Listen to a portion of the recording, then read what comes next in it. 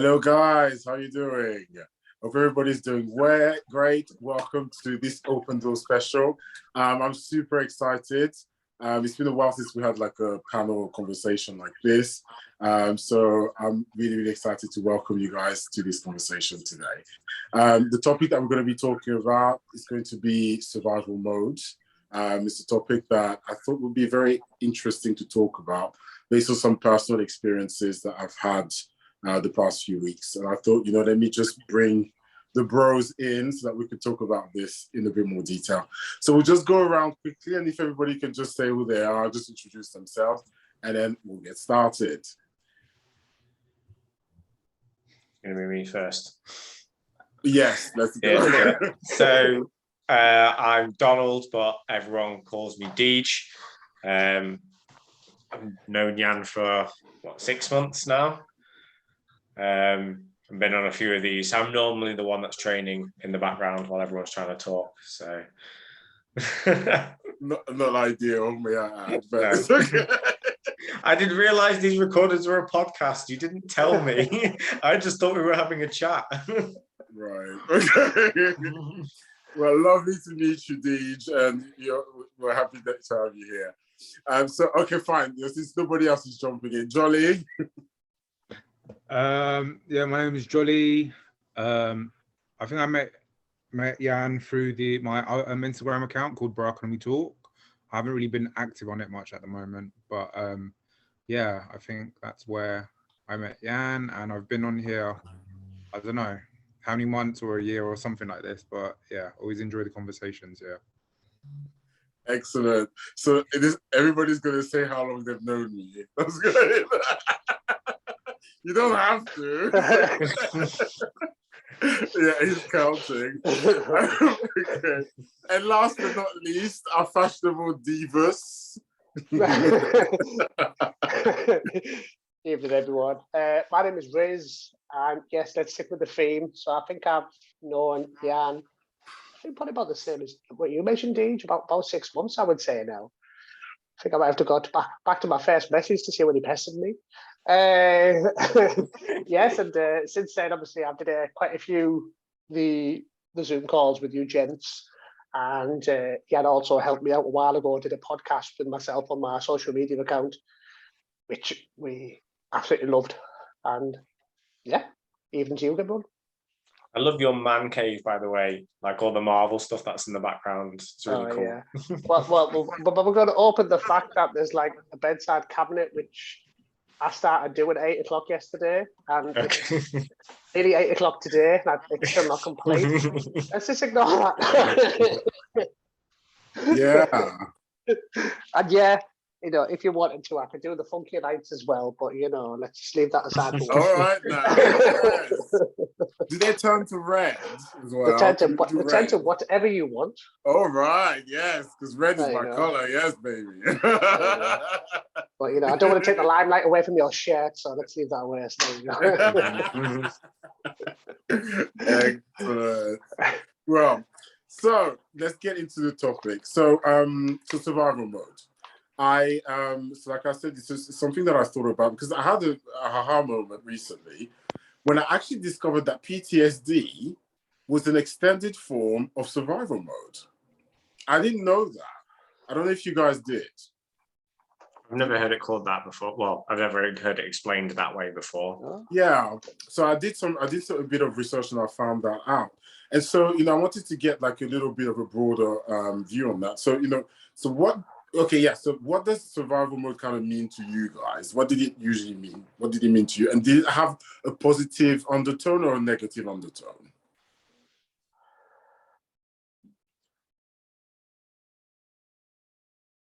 Well, yeah, I don't know. Well, first of all, when you mentioned about the PTSD as well, like, I genuinely didn't have a clue about that.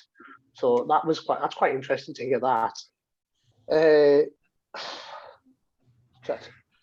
don't know. I suppose when you talk about the survival mode and whatnot, it could be like described in like many ways. We kind of say, obviously, Jan, as you know, the scenario with me, what's going on, and like obviously Gigi, you know a little bit as well. Like, and it kind of like it kind of feels like the past six to like to 12 months, it kind of has been kind of like that, living like day to day with another thing, and obviously not being able to see my son, which itself is a struggle every single day waking up. It's kind of how it's kind of like taken. So there you go, like a silly little thing, like having a nap just before a call. That wouldn't have happened if he was here. Do you know what I mean? So yeah, to be fair, you've got me quite intrigued with the PTSD. To be fair, you've got me quite intrigued with that one. Kind of stumped me a bit there. So when you say survival mode, are you talking about that sort of like state of fight or flight where it's like, so it's anxiety really, isn't it? It's your heart rate's elevated, and it's that stress where you kind of don't have control over what's going on, and it's almost like you're worrying / fixating on something. So for me, it's survival mode tends to come in a lot within kind of like business, when I'm a forward thinker, so I will often see threats 3-4 months before they're an issue and then fixate on them. And then that becomes then a problem because I'm not able to take a step back and look for solutions by looking outside of the box. I become fixated on this thing that may or may not ever happen. So I was always told that's just, well, it's anxiety because I'm living too far in the future rather than kind of like being present.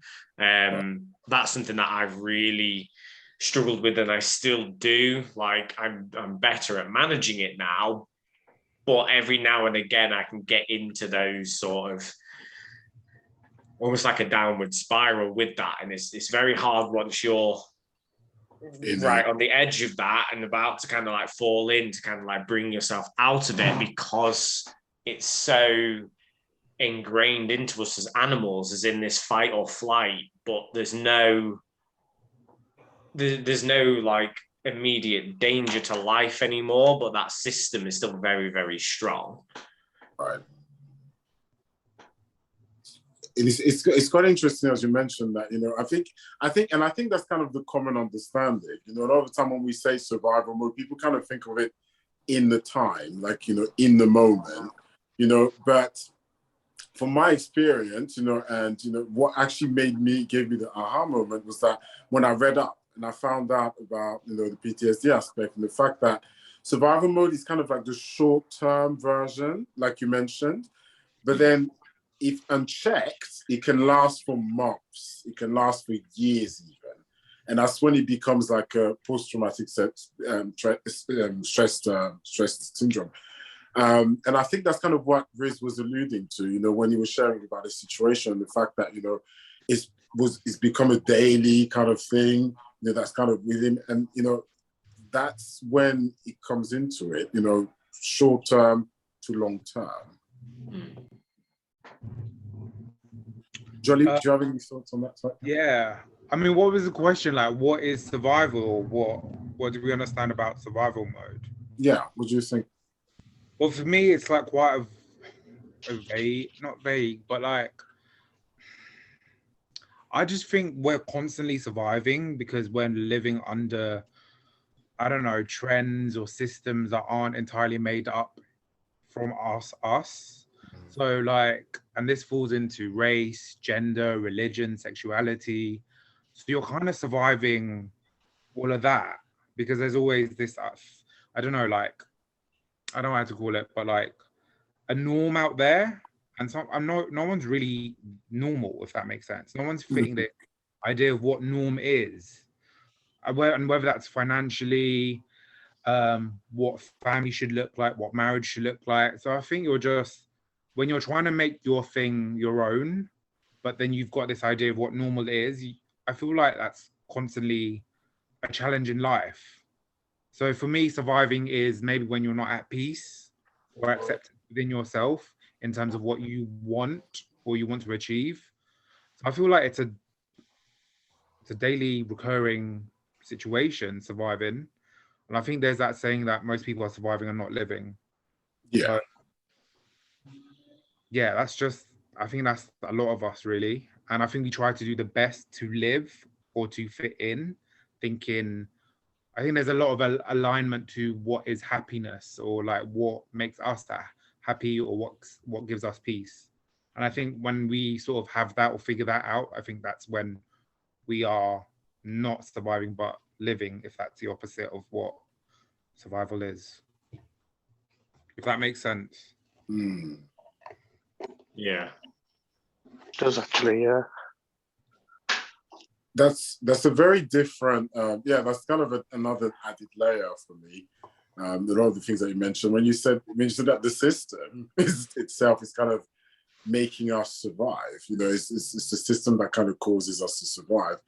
And it kind of makes me think, because when I kind of looked up the effects of this, because a lot of the articles that I read kind of said that, being in survival mode was not necessarily the greatest thing, because of what it triggers in the body, what it does to our health. And so that kind of brings what Jolly said to the fact that, well, is this the reason why we're all ill? To some extent, is it the reason why? And I'm talking about men here, because we're all men here. Is it the reason why our mental health falters a lot?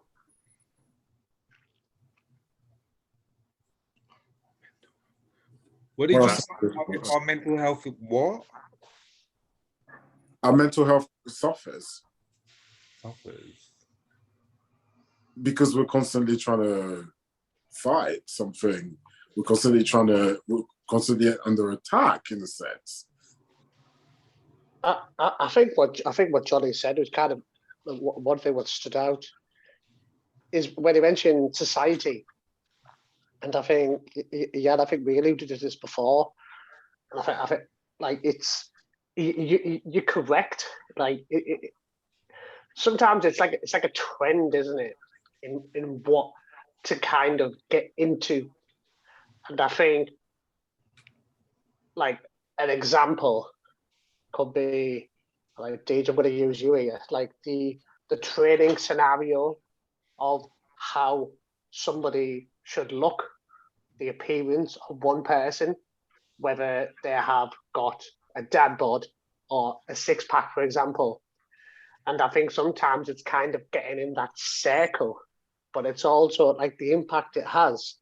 So, a scenario, I've been single for a while now, but I've started to go on dates, and then my pictures look like one thing, but I don't feel as if one thing, and therefore I'm kind of like, I'm trying out a gazillion tops and I'm putting myself extra pressure, then I'm getting myself annoyed because I'm kind of like, oh no, this isn't good, and then all of a sudden I'm giving into their perception of, because they've seen a picture of me on how I should look like.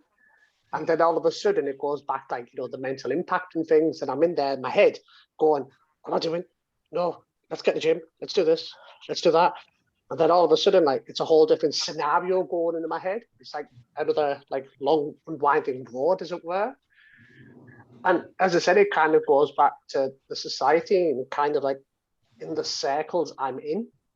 Like, so when I am doing like a TV scene, or when I'm doing like live TV, for example, and I'm there and I know I'm on daytime TV, and I believe like the channel, it's like up there with Loose Women in the ratings. So just to give you an idea of the millions of people, and then when I'm sat there, I'm kind of like, yeah, so yeah, guys, really like breathing in, show like, like this type of stuff. But in my head, I'm kind of like, so uncomfortable, and then I'm kind of like, okay, is my beard looking a certain way, is my hair on point, and that type of stuff, because I know like so many people are watching me, and it kind of annoys me in a way, because I like sometimes you just want to just chill, like the analogy that women use, that they just want to take the bra off and just relax. That's kind of like me. Like, you know what I mean? I don't want to put the crap on. I don't want to like do that type of stuff.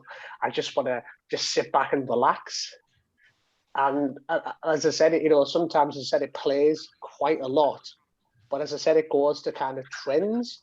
And it's kind of like, as I said, okay, no, I've got to do this, I've got to do that. Oh no, that person's doing. And I try not to pay attention. I like to think I'm a bit of a trendsetter, as it were. But regardless, you know what I mean? I'm afraid I'm not going to bring back Crocs or whatnot. Not that I've ever worn them in the first place. But yeah, as I said, I think, like I said, I think the society things, I think there's a prime example, and especially with social media, there's so much pressure on oneself these days, which a lot of it is self, as it were. I think you've definitely made an interesting point there about, like, because obviously they talk a lot in the media about the pressure that women are under to look a certain way, because the media basically dictates that, and they have done for the last 50, 60, 70 years. But there is a lot of pressure on men to look a certain way, to the fitness models, there's Marvel characters, superheroes, all that kind of stuff.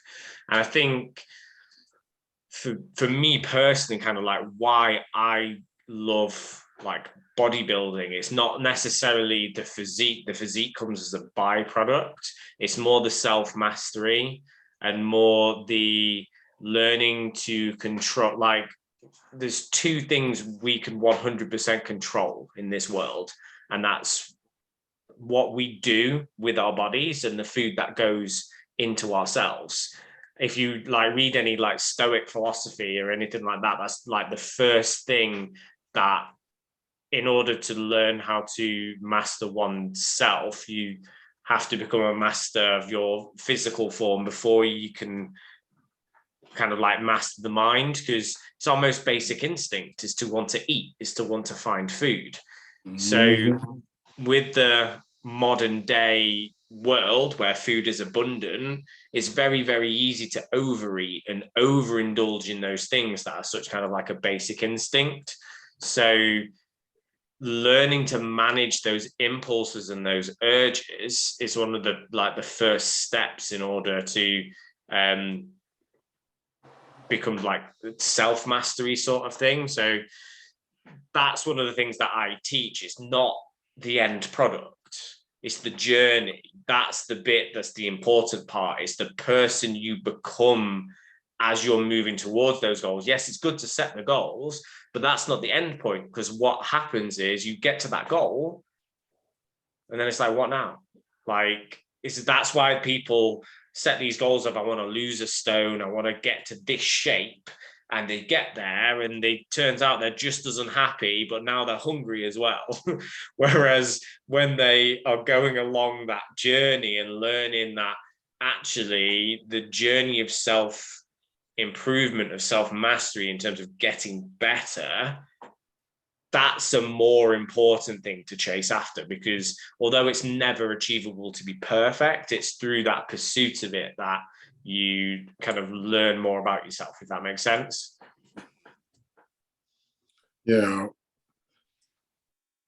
I see. It's interesting because I think this topic, and then you as a personal trainer, because obviously when we come back to survival mode and thinking about it, I do see certain parallel with that exercise and how it's needed. Am I right? As in, exercise is needed to. It's one of those things. You need to get into that stress zone state. Yeah. Yeah. So what's happened is our body would reward us for doing things that help us survive. So hunting or running away from danger is going to help you survive. It's why when you do a really hard workout, you feel great because you've had that endorphin rush, because the only time you would sprint in nature is you need to get away from something or you need to fight for your life. And therefore your body rewards you for that. That system is still there. We just don't have these outside stresses anymore where you need to fight for your life anymore. So what tends to happen is our brains will heighten something small to being as stressful as fighting for your life, so that you release these stress hormones into your system. But the problem is when you are doing exercise, because your heart rate's raised, you're expending energy, it almost flushes the stress hormones out quicker, because at rest, your heart rate's at what, 60 to 80 beats per minute. When you're really, really stressed and exercising, it could be anywhere from 140 to 180 beats per minute, which means the blood's getting around faster and these things come into your system and get back out much, much faster. The problems occur when raised levels of cortisol, which is the main stress hormone, are then sat in your system for hours, days, weeks, and our bodies and our minds aren't designed to have cortisol at those raised levels for extended periods of time. And that's when you then get into things like higher risk of obesity, cancer, all that kind of stuff. Yes. And yeah, I was definitely interested in like the science lesson behind this, because this is kind of similar to the things that I've read, you know, the impact of this in the body, and that, you know, and I was teaching something similar. I was teaching a lesson about stress to my year 8 in PSHE. And, you know, there was a temptation to paint stress, because stress and, you know, survival mode, all this goes into the same umbrella. And there was this temptation to paint stress as a bad thing. And the fact that, you know, stress is bad for our mental health and things like that. And, you know, I was able to just kind of be like, well, guys, you know, you need stress. We all need a level of stress. We all need a level of survival mode to be able to make things happen. So for instance, I give the analogy of, you know, what do you do the first time you hear your alarm in the morning? You know, when it wakes you up, what's the first reaction? There's a rush. There's an adrenaline rush to get you up, to get you started going through the day, to rush to get things done. You know, and that's kind of the first example, you know, and they were like, well, yeah, you know, I was like, well, yeah, some stresses, some stress reactions are necessary for us to make things happen. You know, we need that. But it's just when, you know, these are prolonged. And my experience, you know, that I share is, I don't make a secret that I'm a survivor, child survivor, you know, of child sexual abuse or rape, you know. And for me, you know, I didn't realize until a few years ago that when these traumas occur, a lot of the time the survivors, and you know that term comes back again, live in survival mode after many, many years, for many, many years. And I didn't realize this, and that's why this is like me researching this was such a click moment for me, because I realized that for many years I was living in that survival mode. And, you know, when I looked at the way that, you know, it's affected me over the years, you know, I look at, you know, the way that, you know, my resilience, I look at, you know, my body, how it's been affected, just my mental health, and even the way that I react to things. I realized that, yes, you know, it has been quite damaging. It has been very damaging to just continually survive and survive. Because I think there's this thing, and coming back to Jolly's point about society, there's this thing that kind of says to us that, you know, surviving is good and that we're here to survive. And that surviving is kind of, you get a badge of honor for surviving in life. But then my question was, what about thriving? When does thriving come in? When do we leave surviving to kind of go into thrive mode? And that's kind of what I wanted to get to you guys. Like, you know, what do you think for you? How can we move from surviving and just surviving to actually thriving? I think that the first step is, like you said, accepting that there is always going to be a level of stress, but learning how to manage it so that it doesn't become overwhelming. But then also, like Jolie was saying about not setting your expectations by what society determines. So it's not keeping up with the Joneses. It's not my mate at work's just bought a BMW, so now I have to get a Mercedes. It's not this person's just got a pay rise, so I have to. It's about being your authentic self and doing what makes you happy for the fact it makes you happy, rather than because you're trying to be somebody else for someone else. When you rely on somebody else for your sense of self-worth, you're always going to be chasing something, and you're never going to be happy and never going to be thriving. So I think I think it definitely comes with age. I don't know about you, Jan, but when I was in my 20s, like, I was always looking for external validation for everything that I did.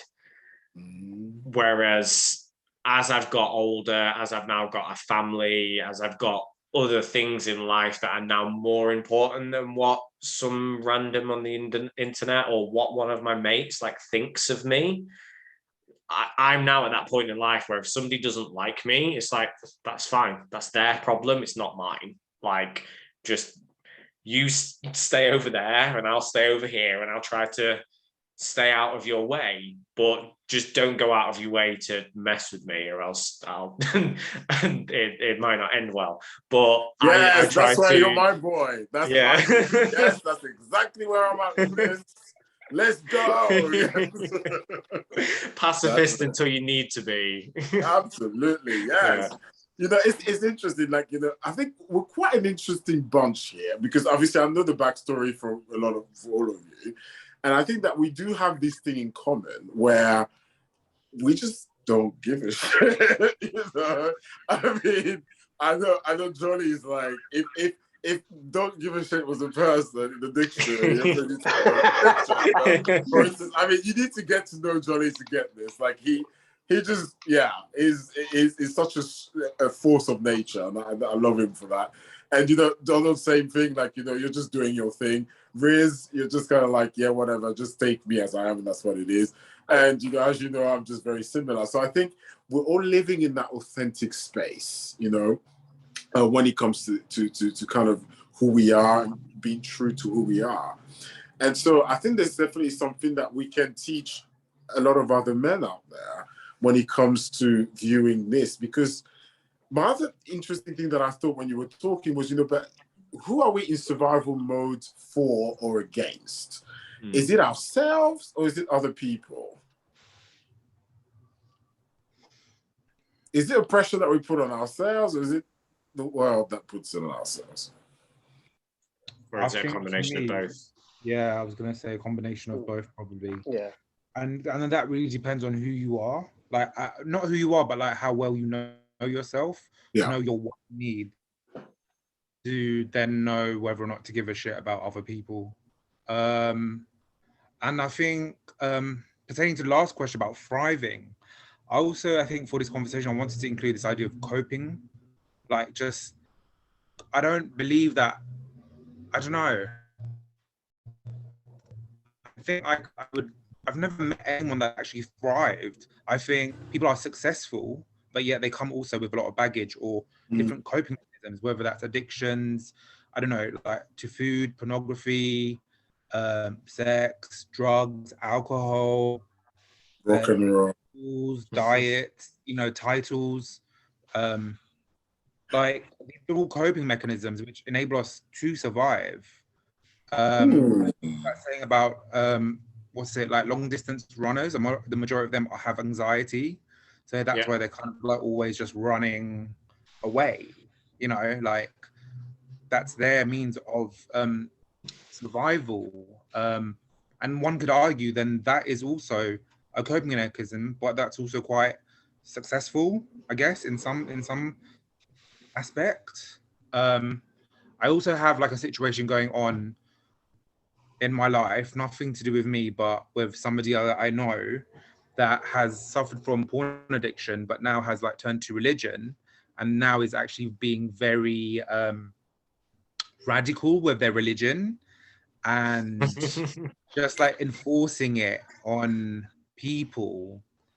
And again, fear of swapping one label or addiction for another. But that's them coping, and that's them surviving. And within society, that's seen as more of an acceptable addiction to have. Like, if you say to somebody you've got a porn addiction, you're seen as a pervert. if you're a newly, what I don't know what they call themselves nowadays, but you're preaching, oh, he's just. But He's just found God. He's fine. He's going to be harmless. I don't always agree with you with that, because I find that, especially in the new circles that I'm in, like that's unpopular. And, like people, people that are overly religious do get policed now. Like they get like called out. So, but I get what you mean. Between porn and religion, okay, like the public opinion would definitely go with religion, but they do get called out to it. Fair enough. No, but I think it's amazing, like the word coping. Like we don't give these in-between words, like, the importance that they deserve. Because we're often looking at the binary of things, right? Jolly loves that word, binary. Good, bad, thriving, surviving, but we fail to often look in between, The word, my favorite in-between word is decent, right? So it's kind of like, when you talk about being a good person versus a bad person, right? People always have this, I'm a good person. That I don't believe in good people or bad people. I believe in decent people, okay? My aim in life, if somebody was like, what, Jan is the most decent guy that I've ever met, I've achieved my mission in life, okay? Shut up. Don't call me a good guy. You can call me a bad guy if you want, like I like that. But like, don't call me a good guy, decent guy, And like Jolly said, I guess, yes, that's kind of giving me like another thing, food for thought, Do I want to be either between thriving, surviving, or coping? Because coping has always been given this, it's a weaker word, from my understanding anyways, coping is always this word that's just kind of like, well, I'm just making it. I'm just making it. And I don't know that many people often like to see themselves as coping. But how can we turn that around, like that meaning? Reece, since you got so much to say, can you answer that? To be fair, I'm listening. I like to sit back and analyze. And no, you don't. You like to talk. You like to talk. No, I think one thing. I love what Johnny said there actually about the religion thing. Like another point. So it's kind of to do with the coping. So as of late, I've been kind of hooked on like podcasts. Joe Rogan, for example. And then I watched one podcast, and then I kind of like got into like, the amazing YouTube world, and I kind of got lost. And then I started listening about Scientology and Nixon, and there's another cult, as it were, out there. I can't remember the name. And then there's this actress, Lenny, I can't remember what she calls. She talks out about Scientology. And I've always wondered, and this is the most craziest thing in the world as well. I remember I had a conversation with my dad back in the days. I will get to the relevancy in a second. And I go, Dad, I said, like, when 9/11 happened and all this type of stuff, and obviously being Muslim, and, even I got some racial hate, which I found baffling because I'm probably the most whitest Asian you will meet in the world. But then I remembered all of a sudden I was kind of getting like jibes and online and everything like that as well. Which, to be fair, obviously me being me, I was like, let me know where you live. I'm going to come on my backpack. That's type of the way that I cope with it. That's the way that I did. Like, fuck you behaviour, basically. I don't give a shit who you are. But then I remember I said to my dad once when the rarity that I went to mosque, I think he was in a mood with me, so I just went to the mosque just to keep him happy. And I was like, Dad, do you know what? On the TV, you always hear about these recruitments at mosques and that type of stuff. I go, Dad, are we not good enough to get recruited? And I said, I'm quite intrigued to see how they go around it. Anyways, my dad basically told me to shut up. Like, just pray and get out. Like that type of stuff, play bed in hell. And then when I watched these podcasts and that type of stuff, and what I was getting at is these people, as it were, again, don't forget these like billionaires in these cults and that type, like Tom Cruise and all that type of stuff, for example.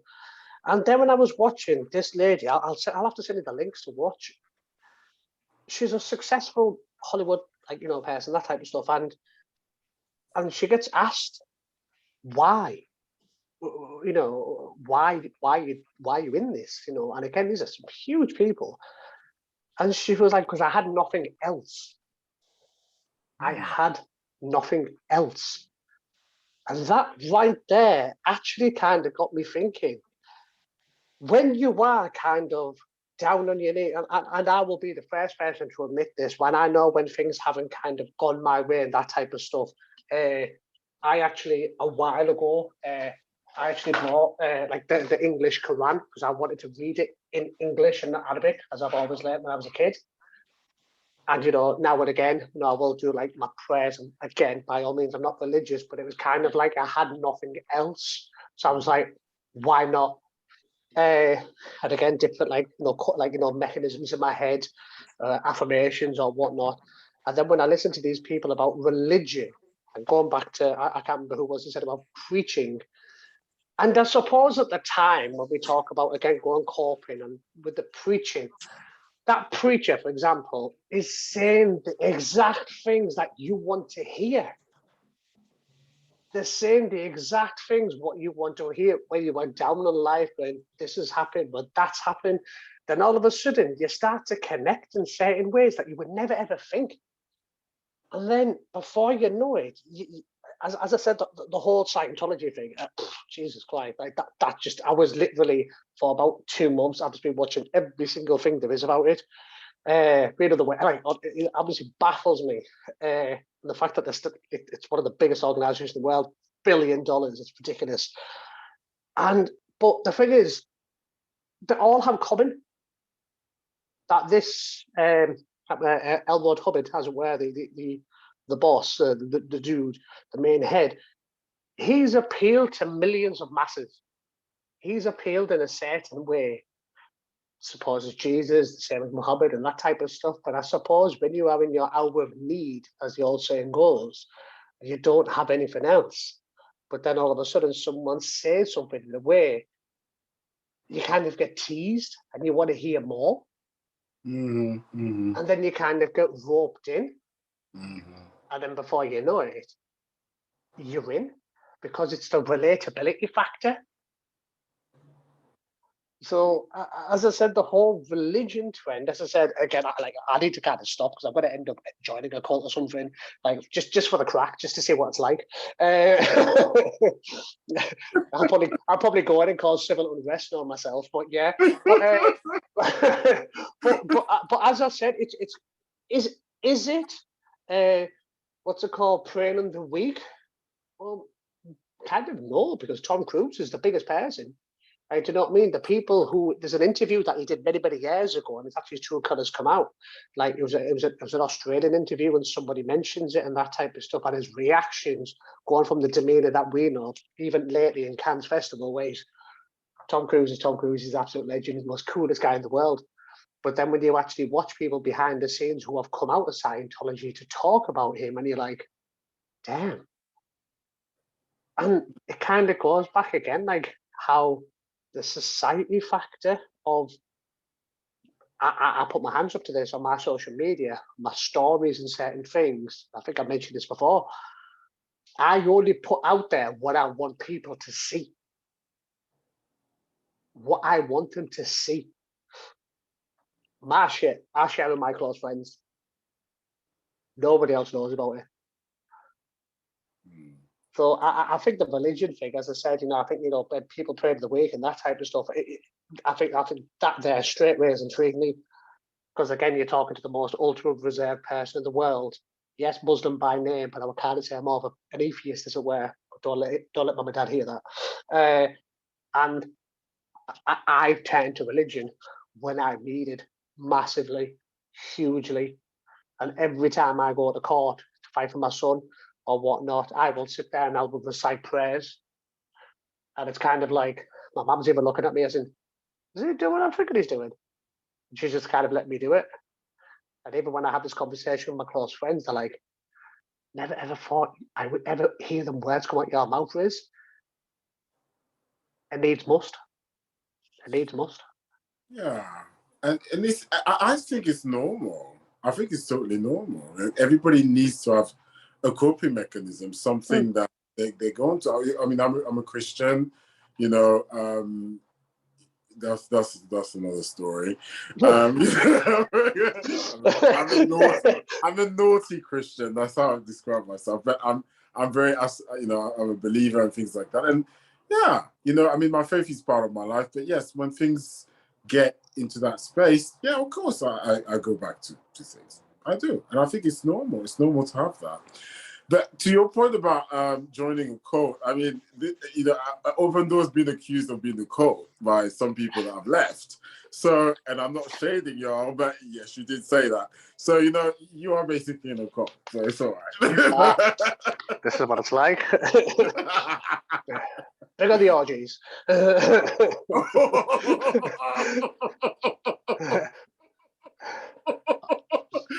say that. Oh, sorry. In the Don't cult, say that. I'm going to introduce you to these I'm cults. the wrong person to say that to. My bad. I'm going to send you this Make video. it happen. I'm going to send you these videos. How did we end up in the gutter? Sorry. Anyways. I told you. It's very quick. But yeah, so yeah, we've been like around like, you know, many different topics, you know. And so I think just to round up the conversation, you know, I think what I've been able to kind of summarize from this has been that, you know, the way in which we can kind of not fight, but, you know, just kind of fight against, you know, this survival mode, the pressure that life gives us as men and society gives us as men is authenticity, is to maintain our authenticity. And I love that word. I love the word authenticity and what it means. You know, I'm always talking about it, you know, and this is it. The moment when, you know, and I can openly say that my coping mechanism, my anchor in life is being myself. Yes. You know, because when I was thinking, I was like, okay, well, what is my coping mechanism? Yeah, okay, I've got God, I've got religion, but actually it's being myself. Knowing that no matter what happens around me, I'm never going to let myself down. And, you know, after many, many years of, you know, progression, of mistakes, of, you know, stumbling blocks, I can say this today. And that to me is a very powerful thing. So, you know, when we talk about, you know, these pressures and whatever else, our work should be to focus on helping and showing other men how to be authentic and be more authentic to themselves in order to keep their mental health in check, you know. Because being yourself is the best antidote to, you know, to any kind of mental health, you know, issue or anything like that, in my opinion anyways, you know, to prevent the mental health issue from happening. So do you guys have any other points that you want to share? I think that's. Oh, sorry. Yeah. It was a bit of a tough topic, you know, because I don't think people, you know, you kind of like thought about it in that way, you know. But you know, I'm glad that we're able to kind of pull from different perspectives, and you know, that's what this is all about. So yes, guys. So thank you so much for joining us today, and I can't wait for the next panel discussion. I'm going to let one of you choose a topic next time that is close to your heart. Breeze, please, let's not talk about cults. Actually, that could be a good one, actually. But anyways. You have to research a cult and bring it to us. Next time. But yeah, so thank you so much, guys, for tuning in. And until the next conversation, take care from us at Open Door. Thank you so much, guys.